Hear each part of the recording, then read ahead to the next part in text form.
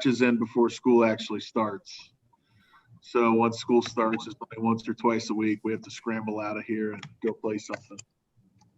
So you already opened the season then? Oh yeah, we played 5 or 6 matches. Wow. So the hard part is our best player goes to Butler Tech now, one up in like Monroe. So just she doesn't drive, and just trying to figure out how to get her is going to be a disaster. We'll see.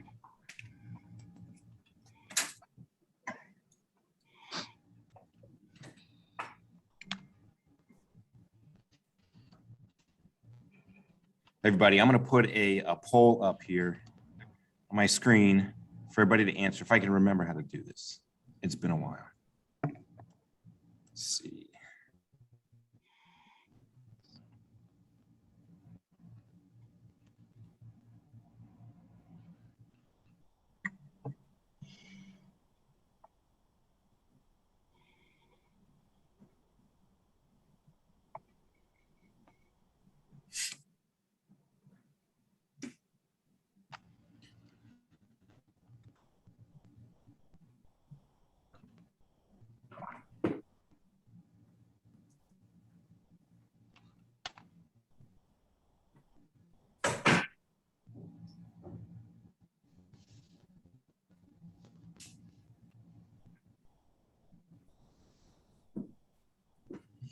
So the website's on the top there, menti.com, and then use that code, and you should be able to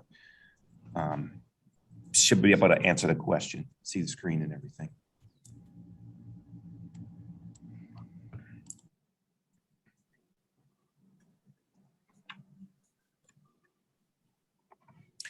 Hey, Joe Flickinger, I have a question. Did you see the books? I put them on your box of books. Okay.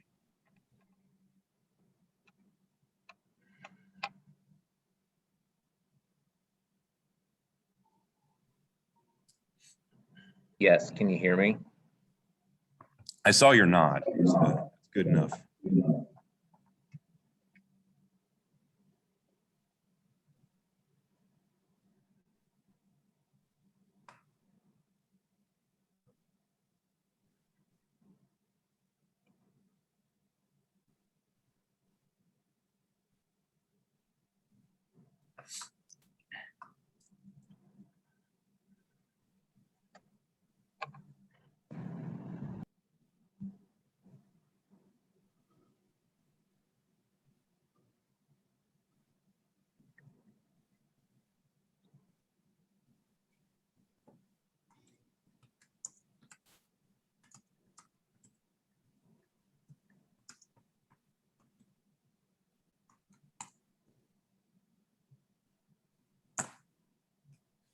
I also put a link in the chat room. If you guys have any questions about or ideas or just observations about team teaching, click on that link. It's a Google Jamboard, and you can just do a Post-it note or something like that, and just throw your questions up there or comments or suggestions.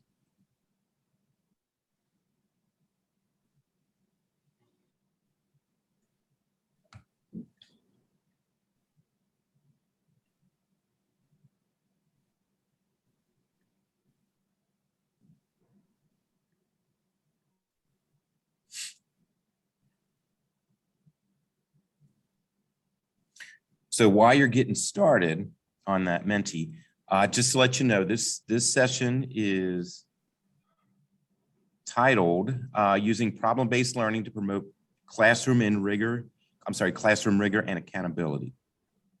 I'm Doug Ficker. I teach at Northwest High School.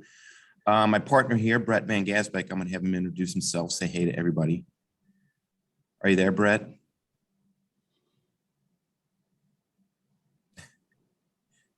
At some point, my children and wife will learn that I have a job and they cannot call me at 8 o'clock. This is not the day. Sorry. What was that? Just say hi.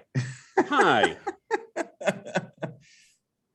So Brett and I have been teaching together we've been teaching U.S. government together in one of the blended rooms for how many years? 12, 15. We Bush was president.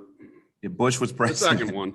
Second Bush was president. So we're going to share our observations with you, what's worked. We're going to share a couple of our projects that we've done with you. So we're gonna drone on for about 20 minutes here. And then we're going to give you guys time, work time, because when we were putting this together, Brett made the suggestion. He said, you know what, we always bring this stuff to the teachers and we're not really given much time to do something with it. So we're going to give you time to do something with it. So after about 20 minutes or so, what we'll do is just say, hey, we're going to stay on Zoom. If you need to, work on your teamwork stuff, your team teaching stuff, we'll be in the Zoom meeting. You can come back in and ask questions or throw questions up on the Jamboard. So that's how things are going to go. So Brett, did I miss anything? I have no idea. I was busy figuring out where my wife's sunglasses were. It was important. That's really important.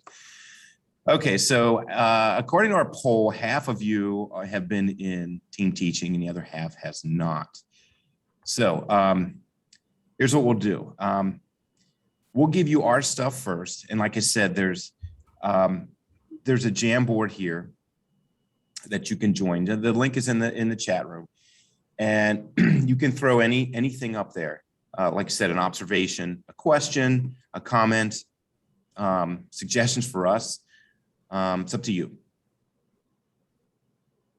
Okay, let's go ahead and get started. We've got a Google Slides for you, but it's only 5 slides.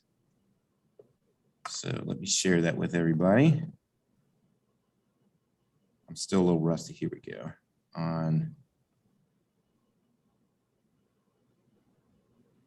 It's because it's been a while. Okay, so what we have is Brett and I decided to put this together last spring when they put the call out, because like I said, we've been working together for at least 12, 15 years, something like that. What we've done with our classes is we both have taught government for years. And when we started blended learning all those years ago, we've got the blended rooms. We decided to put, when our schedules overlap, to put our classes together and teach together. So we'd have 50 kids in there and then we work together. I will say this, working with Brett over the years, I've gotten a lot of really good ideas on projects, how to present things and so forth. I've learned a lot from him as a teacher that I've incorporated into my non-blended, Brett Van Gasbeck classroom. So not only do we share ideas, but we take those with us to our classrooms as well. Okay, we did the Menti poll. I did the Jamboard. Okay, so what we did, we decided to brainstorm the other day and figure out, okay, what actually makes a great team? We came up with 7 things here. And Brett, go ahead and say what you need to say with any of these. But we have to trust. You have to trust each other. I definitely trust Brett. He'll bring an idea and he'll do the same thing for me. He'll say, I have an idea for, and before he gets into it, I'll just say, it sounds good to me, because we have the same, we really have the same teaching philosophy for the most part. And, we've worked with each other so many over the years for so long that we very much trust each other. And yes, Posta, I do trust him. A lot of times, though, it is laziness. Let's be honest. He says, I have an idea and I don't feel like doing it. So, yep, sounds good. We also enhance each other's strengths and weaknesses. Brett is amazing at organizing. I think this comes from his coaching days. So what we'll do is he'll be the guy that says, you know what we need to do is, for the next couple of weeks, let's take the kids and break them up into 4 groups. The kids are doing really well. The kids are doing okay. The kids that are doing somewhat okay. And then the kids are just not getting it. And he'll put together in a matter of, 10, 15 minutes, these groups. And so he's really, really good at organizing kids, not only by how well they're doing, but their interests what their strengths are as students and so forth. So we've done that a lot over the years. We're lucky because our administration has helped us. Like we've got a blended lab. We'll have a blended lab every year, and then we've got our classrooms that are open during those bells, and so we've got lots of room where we can put various groups of students. We have agreed upon classroom management and teaching strategies. Brad, I might have you take that one because that was one you put up there the other day when we were putting this together. I mean, this isn't necessary, to the extreme, but it does help.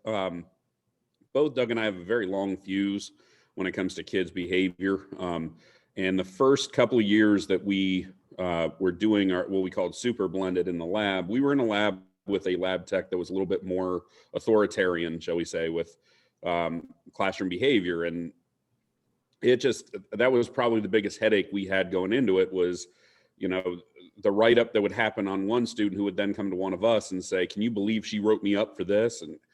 And of course we'd back her up and, all right, but we actually had to have a kind of come to Jesus meeting with the lab tech, just like, hey, we can't have you kicking the kids out left and right over they didn't bring a pencil or, they tip back in their chair a little bit too far. Just, talk to them out in the hallway real quick and get them right back into the game. So it does kind of help that the two of us, most of the time, just anytime a kid's just being kind of annoying, we either, calmly take them aside and tell them to calm down or use sarcasm to the point where they're just like, all right, I'll give up.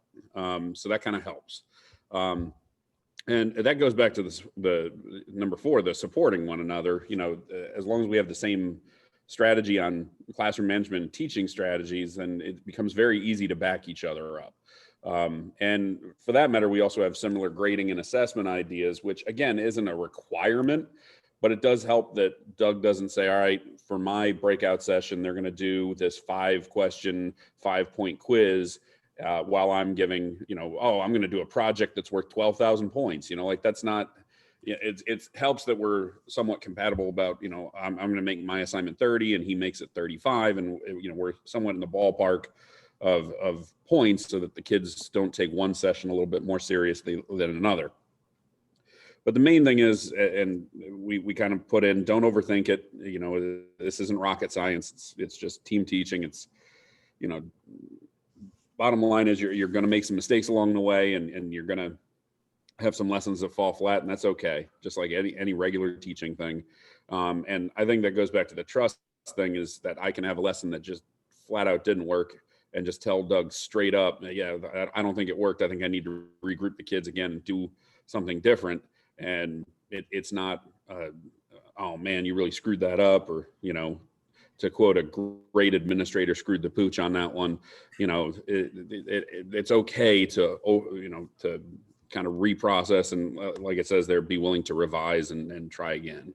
So, and one thing too, I'll add to that is, those of you that have worked with another teacher, hopefully you've been in this situation where I'll say, hey, I'd like to try this.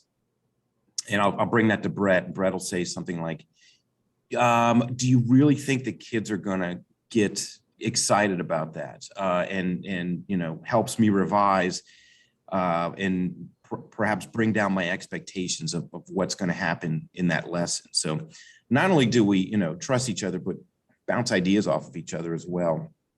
And I've never gotten mad at Brett for saying things like, hey, I don't think that's going to work. Maybe you should revise that. And I'll do the same for him as well. I don't know if he's never, physically thrown anything at me, but I don't think he's ever gotten mad at me over that either. Goes back to the laziness factor. But I mean, we're going to talk about a lot of our successes, but there have also been a couple of things we've been like, man, that didn't work. So, we've had some clunkers along the way without question. I know that we've been excited about projects and then the kids don't really respond to it. And back to the drawing board we go. And there have been some that we've been able to rescue and turn into something really valuable. And there have been others that we've just abandoned along the side of the road and moved on. Okay, that being said, we're going to give you 2 walkthroughs of some projects. I think these are our 2 best projects that we did. Brett came up with the Northwest Congress. He's been doing that for a long time, for a couple decades. And he's revised it. It works really well, especially in our team teaching situation. And then I'm going to go over our family budget, which is what we use to teach financial literacy. So Northwest Congress, looking at kind of obviously teaching the concept of Congress, the legislative branch, how things work. I found it was easiest to put them into a Congress, a simulation of a Congress, where instead of representing the United States, they just represent Northwest High School. So they become representatives of the school. They're assigned the task of writing bills that will improve, at least in their mind, Northwest High School in any way, shape, or form. They are given a budget. They're told they can't go over that budget. Unlike Congress, they can actually get shut down if they go over their actual allotted funding. But basically, they're allowed to change any sort of construction or parking. They're allowed to change a policy. They're allowed to change pretty much anything having to do with the building. They can change the school dress code. They can change the school colors, the mascot. They can kind of make suggestions about the curriculum, adding classes, taking classes away. But it teaches them also a little bit about federalism, because we also talk about how you can't change, like every once in a while they'll say, well, I want to write a bill to get rid of the air tests. Well, you can't do that because that's a state thing. So we talk about how you can't change things that are out of your jurisdiction. So they're kind of hemmed in a little bit. And this also teaches a lot of civics that, all right, you see a problem, what are you going to do to fix it? So they have to research the bill. They can't just turn in, I want to change the school dress code.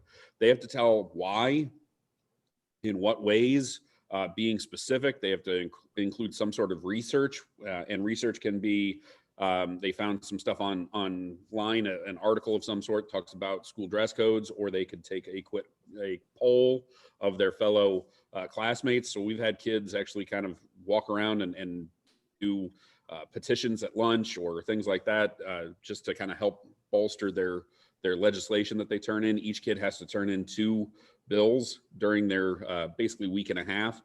They serve in committees. There are 7 different committees that they can serve on. They have to serve in at least 2 of them. We have a Speaker of the House, and so we do House rules. And so basically they do the nuts and bolts of Congress for about a week and a half. And then we debrief and we say, you had a week and a half to fix the school. Let's go over what you wanted to do. And of course, when we announced this project, everybody jumps on, especially back when we had the uniform dress code. They were like, oh, we're going to get rid of it. And Doug and I would laugh every year, because instead of getting rid of it, they would always bolster it in some way, shape, or form. They would almost kind of fall in line. So nobody ever really got rid of the uniform dress code. Every single Congress that we ever had would say, well, we're going to add a certain type of polo, or we're going to add shorts to it, or we're going to add sandals.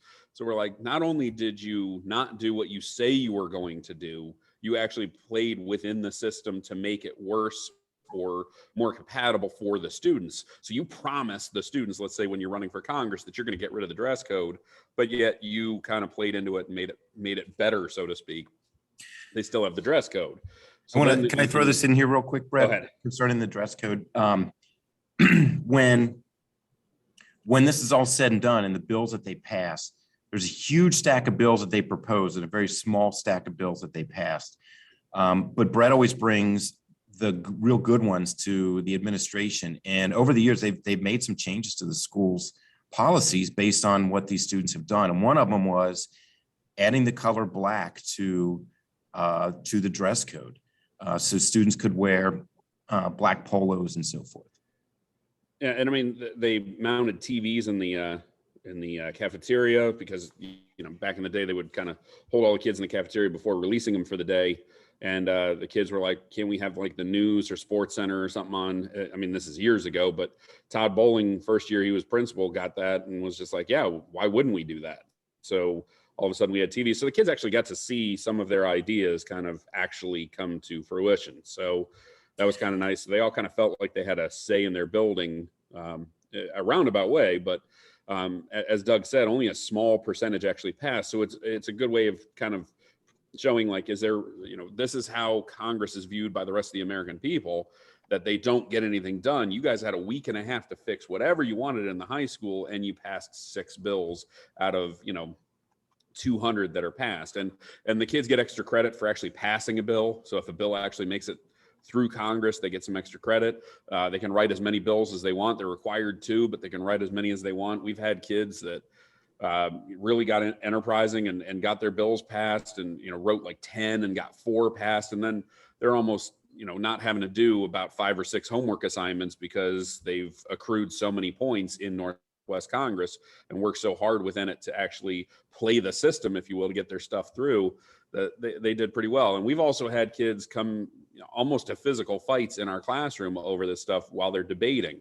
And Doug loves the time that we had a girl who researched a handicap access ramp for the front of the building because she felt it was terrible that our wheelchair-bound students could not get into the front of Northwest just because when it was constructed and whatever else. So she went to the construction teacher. They drew up a proposal on how to construct it and how they would, put it at the front. And it was meticulously researched. And one of the kids in the class who really didn't particularly care for her and loved to kind of needle her decided that he was going to hold it back in committee, that he was the committee chairperson for parking and construction, and he was not going to allow it to go through committee.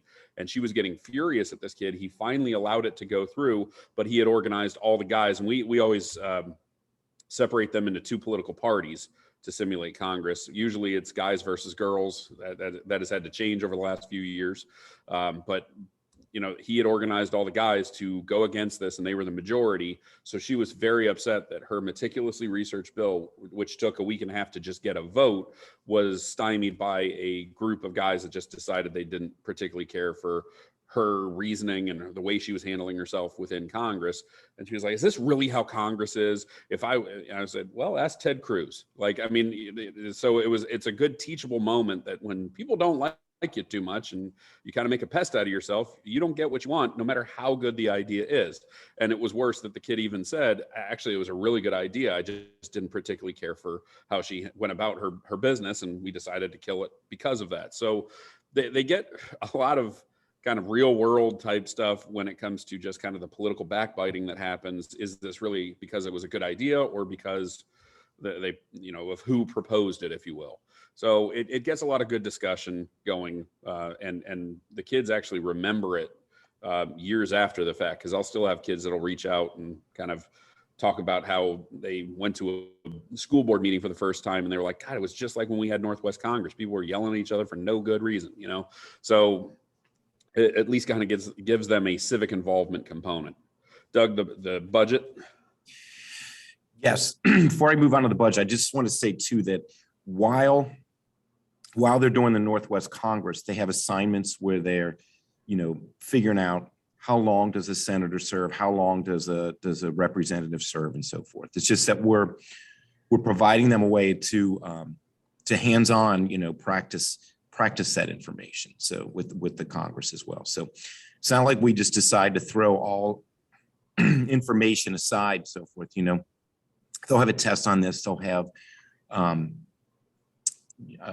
air test questions and so forth that they have to go over. So this is the main basis, the Congress, of how we teach Congress to them.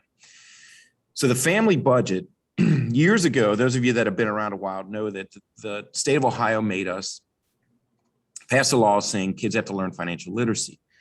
And the district chose to put it into what at that point was called senior social studies. It's now U.S. government.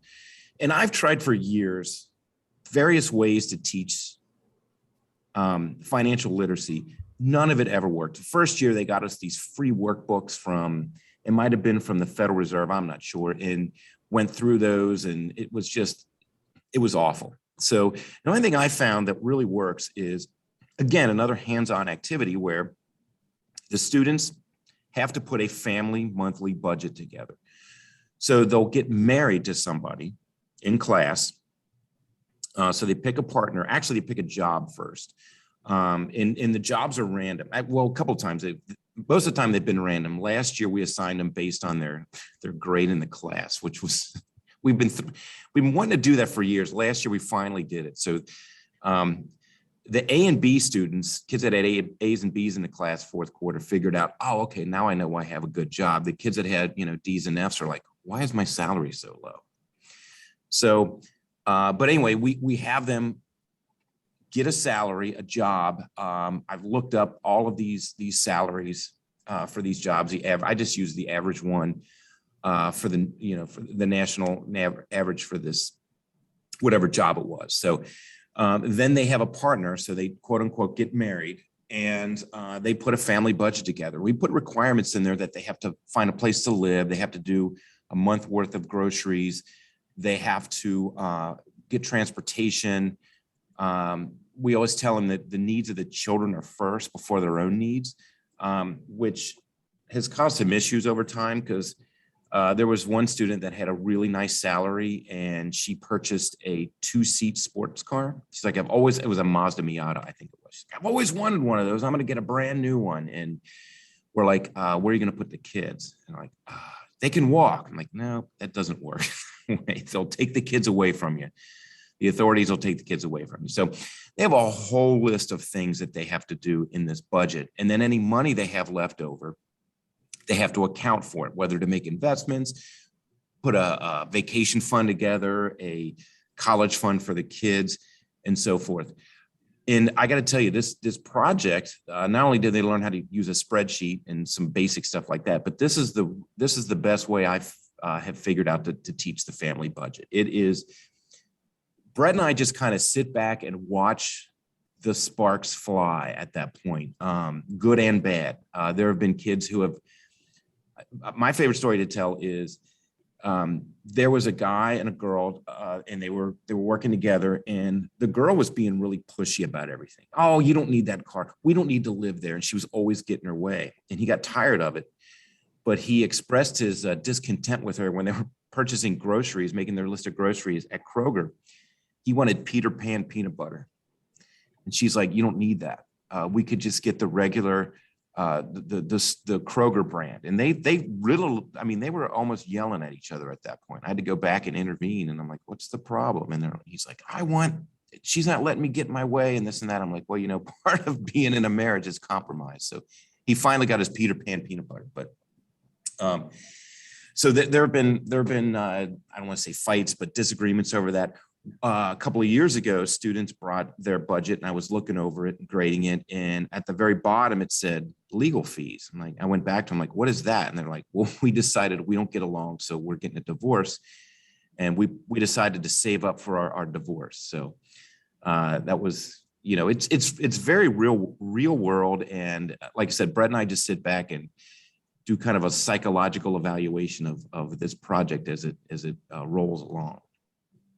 So, but yeah, these are the two big ones that we use. They take the longest. They take several weeks. And Brett, I don't know about you, but this is what the students learn the most from is these types of projects. We can sit there and give them a lecture, give them a worksheet, which we will do occasionally, but this is where the kids, I feel, learn the most is in these kind of hands-on projects. You mentioned those workbooks from years ago. Those did absolutely nothing for us. Kids were just annoyed they had to fill them out. And these are the same kids that are going to leave school 10 years from now, complain that we didn't prepare them for real world life. The kids that are, they never taught me how to pay taxes, or they never taught me about a mortgage. Well, this allows us to teach them about those things almost kind of real world. And you also find out which kids really just don't get it. I always tell the story about the girl that I was walking around. She had a job that was probably paying somewhere around $35,000 a year, and she was looking at Bentleys online. And I said, you're not going to be able to afford that car. Yeah, I will. I'm like, well, how are you going to, afford to live someplace? You need to have an apartment. You need to have groceries. You need to have this. Oh, okay. So I walked away thinking, all right, finally convinced her. Walked around. Nope. She was on the Mercedes-Benz website constructing her new Mercedes-Benz. I'm like, you can't afford a Mercedes. And her response to me was, have you ever driven one? There are some kids that are just not going to get it, no matter how many times you try and kind of pound it away. But then there are other kids who are kind of backing you up, who overhear the conversation. They're like, dude, I am driving a used Ford Taurus from 2003. Like, you got a budget, and so the majority of the kids really do kind of get into it, and they kind of get why they're doing it. And it's kind of a wake-up call. It definitely was last year with the kids that were failing, because they were just like, oh, well, why did I get this job that's only paying me $28,000 a year? I'm like, well, you have a low grade. So we gave you the lowest amount. They're like, well, that's not really how it works. And I'm like, well, yeah, it does. We're going to show you some statistics from, the labor department. And sure enough, they immediately were like, man, I got to work harder. Like, okay, good. Hopefully that kind of sparked a little bit of effort. I always like going over their taxes with them too. We do that together. And the first thing we do are the federal income taxes. And there's an immediate groan that goes across the room. That's how much I have to pay for per month. It's like, well, hold on. We still have to do Social Security and Medicare and your state taxes as well. So they're like, good Lord. Because, they'll get this and they'll say, $45,000 a year, I'm on easy street. But then when you break it down per month and then how much they pay per how much they pay in taxes per month, it doesn't go nearly as far as they think it's going to go. Which helps to explain, we always have at least one or two students that'll bring in their pay stubs from their work, and say, can you explain to me what all these things are on the top of the pay stub? And we point out, well, these four things are, federal, state taxes, this is Medicare, this is Social Security. But then we also go through and kind of explain, oh, hey, you work in Fairfield, so you have a local tax. And they're like, really? I get taxed just because I work in Fairfield? So it's a good teachable moment to kind of walk them through a pay stub. And then they start realizing this is legit. Down the line, when you get a salaried position, you may make more money, but a lot more is going to come out in taxes. Okay, so some of the other ones that we've done, and two of these are ones that I had in my regular classroom that I brought to our collaborative, and two of these are Brett did the same thing. He used them in his regular classes and brought them to our collaborative. So you want to say something about running the campaign? Yeah, running a campaign is just quick and easy. It's exactly what it sounds like. The kids form a group. They select a candidate for the president of the United States, and they run their campaign. They have to make the campaign swag. They have to write the speeches. They have to basically come up with a game plan for the Electoral College. So I give them a list of about 40 different candidates, 20 per party, and then usually a smattering of independent candidates. Their group chooses somebody and they just run the campaign. And every once in a while you get something pretty cool. Years ago, when Rick Perry was governor of Texas and thinking about running for the presidency, there was a group that decided they were going to reach out to his campaign because they were running it at Northwest, just to kind of ask a question. All they were doing was asking a question about, where does Governor Perry stand on this? We're doing this project for school where he's running and we're supporting him, but we need to know where he stands. I think it was on an environmental policy. So, they got the answer. They couldn't believe that somebody actually took the time to write them an answer from the campaign. And then all of a sudden, like 2 days later, they got a FedEx box to the school that gave them all kinds of campaign swag with Rick Perry all over it. So they were all over the moon about that. Of course, Rick Perry didn't go anywhere after that. He dropped out. But, the idea that they kind of got involved with running a campaign a little bit is kind of the mentality. And it's trying to prove that it's more than just making a commercial. It's a lot of work, and you have to be really dedicated to not only be the candidate, but also work for these campaigns. So it gets them into the idea of elections and how they work, that it's a lot more work than just, making a 30-second spot that tells you why the other guy's so horrible. And I'll jump to the last one, the personal political platform project. That's the last thing that we do. The kids have to come up with their own view on issues. They have to basically select 20 issues, whether it be abortion, capital punishment, tax law, whatever. They come up with their own personal views on these issues. They have to explain what their position is on it, explain why, use some research to back it up, because we tell them our goal is for you to actually be able to hold your own in a political debate.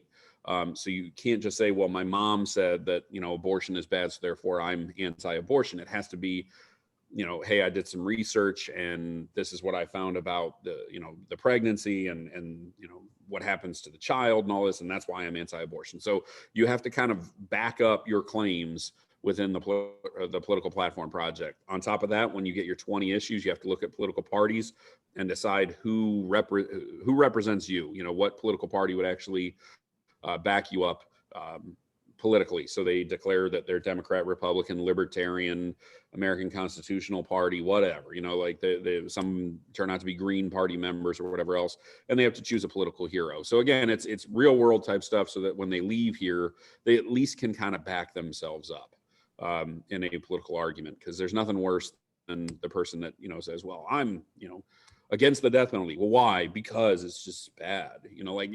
Really, you have to kind of have something that backs that up. So that's kind of the whole point of the project. We do that at the very end of the year. It's kind of a summation of the year.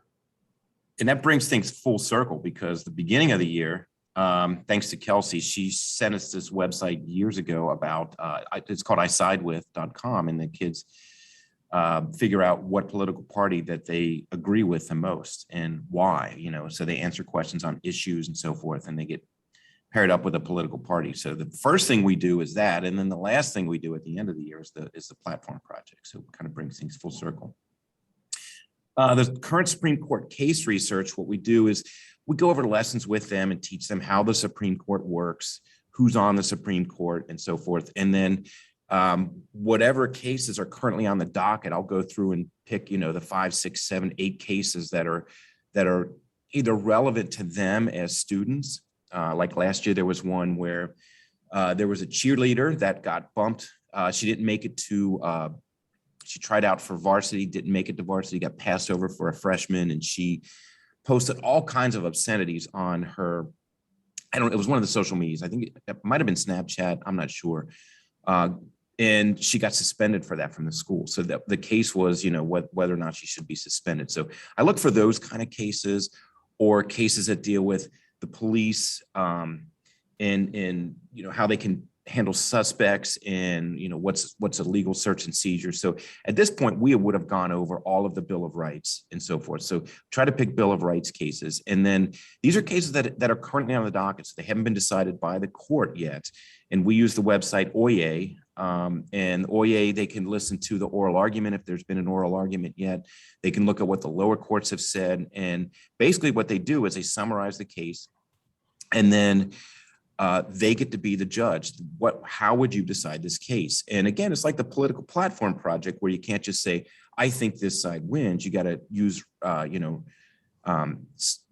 got to explain yourself why that side would win. The one where we haven't done this for a couple of years, where the students form a small group, and what brings the group together is an issue. So it might be, what should be in the infrastructure bill. That might be their common theme. And then within that group, we'll have somebody that plays the Secretary of Transportation, the Treasury Secretary, and so forth. So it'll be a small group of 5 or 6 people. And what they have to do is they have to advise the president on what the president should do with that issue, just like a regular cabinet or, a West Wing meeting with the president. So they really have to be on their game.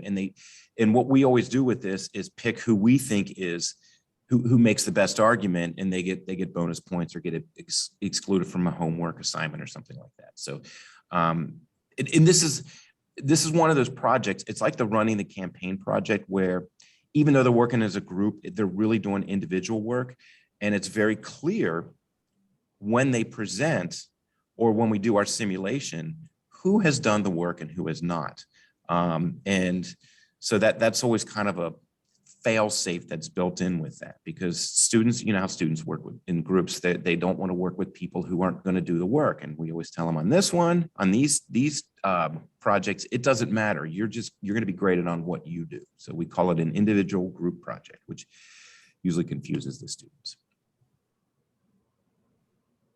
Okay. Anything else we need to add, Brett? And again, there are a few of these that didn't work the first time, like the cabinet and advisor to the president. We've had a couple of years where it just plain didn't work because we made it a little bit too, we assumed that they knew too much about the current conflicts or the current events that we were presenting.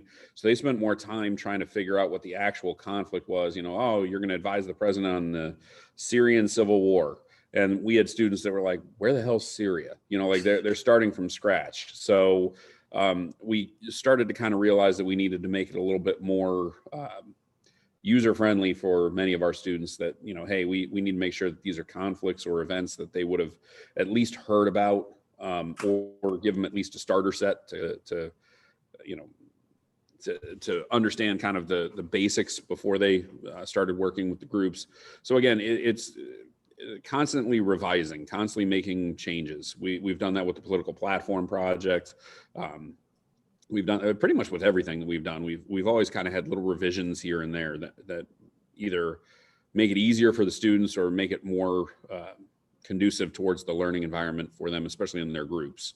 To take the pressure off, you know, one person doing all the work or something like that. It's become, as Doug was saying, more individualized. Yeah, and it's nice in working on a team when something doesn't work. You know, if I come up with something, I'll be like, man, that went over awful. And Brad will say, well, why don't you try this, or why don't you add this to it, or take this out? So that's the benefit, definitely, of working with a team member, especially one you trust. All right, you want to give them the good news, Brett?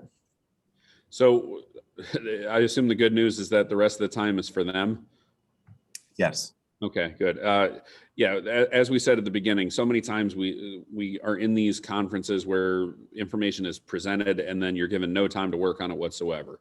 And then, you know, by the end of the day, you're so just tired. And let's be honest, we're all just now kind of waking up, you know, and kind of getting back into the swing of things. I've already had 3 calls from my daughter, so I'm sure that they're arguing at home because I'm not there to break them up. So, you know, we're going to kind of give you the time, and I don't even remember. Doug, do you remember how long this session is? Is it till 10? It's till 10, yes.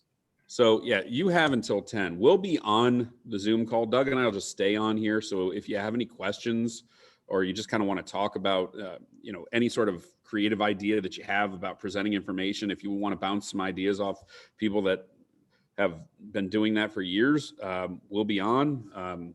But the rest of the time is yours to just kind of experiment with things, or to kind of set up your classroom or do what you need to do. Like I'm not going to dictate how you use your time. You're professionals, you know exactly what you need to do. And many of you, this is your, you know, year of education. So, you know, you don't need us to kind of tell you how to use your time. So again, we'll be on the Zoom call till 10 if you want to bounce back in, but otherwise you can feel free to log off and do what you need to do within your classroom. What I will say is Doug and I will also be available after this. If you want to email us and say, hey, this was a project I was looking at. I have no problem looking over a project and saying, hey, have you thought about doing this or whatever else? I have no issue whatsoever in helping people out that way. So yeah, me too. If you want to send us your ideas, we'll use them.